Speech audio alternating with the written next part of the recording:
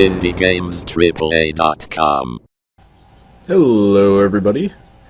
It's Friday. And you know what that means. It's every other Friday. And that means that it's time for the results show of the Great Digital TCG Search of 2014.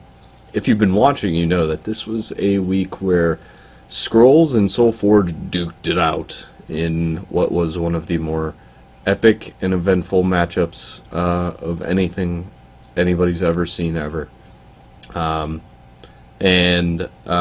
looked over both the games, and I've played them exclusively over the past 2 weeks rather than any other card games, giving them both a bunch of consideration on where they fit into my idea of the perfect card game.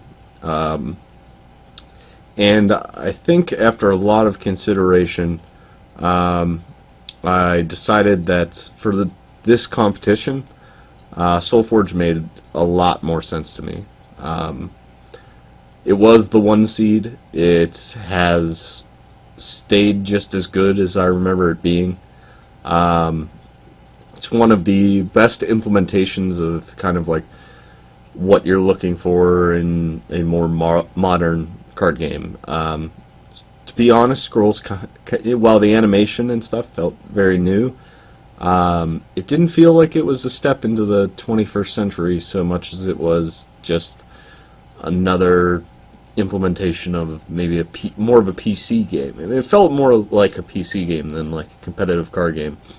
Whereas Solforge really brought those like good one-on-one elements that I really enjoy, and that fast, snappy gameplay, as well as the implementation of eventual an Android app because of my nifty Android phone. And yeah, I think that was too much to pass up on eventually, is that Solforge, first of all, has like the big tournaments, the drafting, the way to get in those tournaments for free, as well as what seems to be a much improved matchmaking system.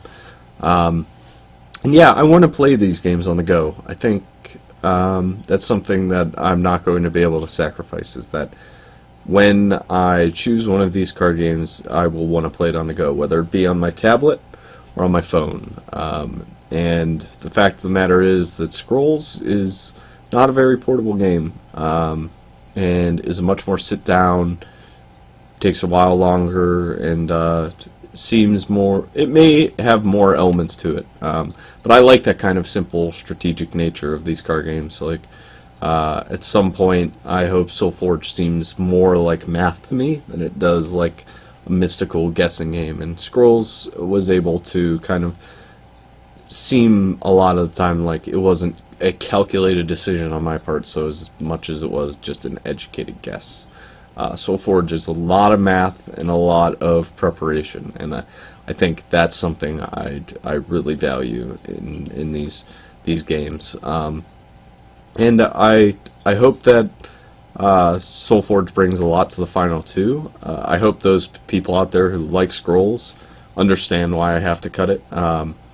It's just not what I want, not what I'm going to become addicted to. I think a lot of my consideration is, like, can I get addicted to this? Will this be something that I am playing regularly and like thinking about a lot? And something so slow and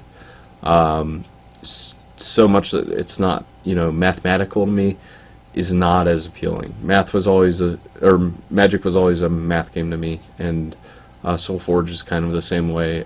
Just like the basic calculations and everything are pretty amazing, and you have to be constantly doing that. So yeah, I hope that you guys will come back, watch next week. Next week we will begin the matchup between Hearthstone and War of Omens. I will be first covering Hearthstone, I believe, and then the following week I'll cover War of Omens, and then we'll have the results show for that. And then the week after that, so only 3 weeks away, is the final show of this, where I choose a card game and then I will immediately begin covering it on a regular basis, doing online matches and trying to show you guys why I like it, as well as give either of the games some publicity.